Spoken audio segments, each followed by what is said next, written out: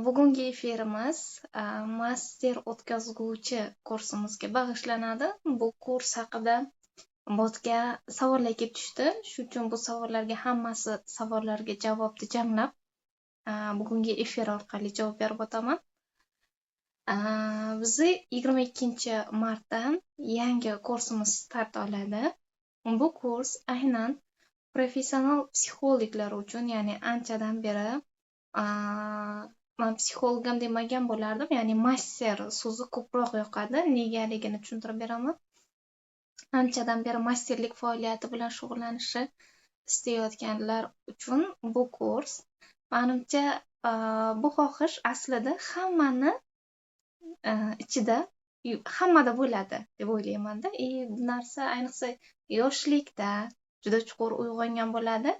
Keyin vaqt o'tishi bilan asta-sekin biza aqlga ega bo'lish natijasida qaysidir holatda jamiyatdagi matrichni o'y-xayollar bilan ulanib, o'zimizni asl xohishlarimizni yo'qotishni boshlaymiz.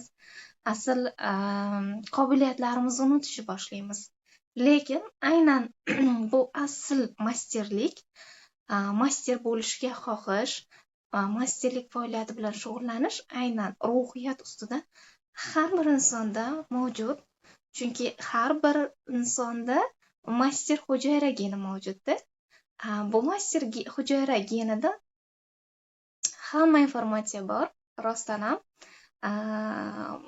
Har birimizda shu informatsiyalar borki, bu olam yaralishi haqida biz bilmagan hamma ma'lumotlar, yuqori olam, pastki olam nima, bu haqida, hatto o'zingiz karma hayotlaringiz haqida va sizni asliyatingizga tegishli bo'lgan hamma ma'lumotlar bor. Bu master hujayrada bizni asl tabiatimiz haqida ma'lumot bor, asl xarakteristikalarimiz, asl talantlarimiz, asl qobiliyatlarimiz.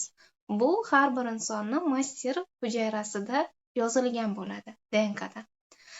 Lekin master hujayra bizda aktiv holatga kelishi uchun bizda yetarli chastota bo'lmaydi. Ya'ni bizni vibratsiyalarimiz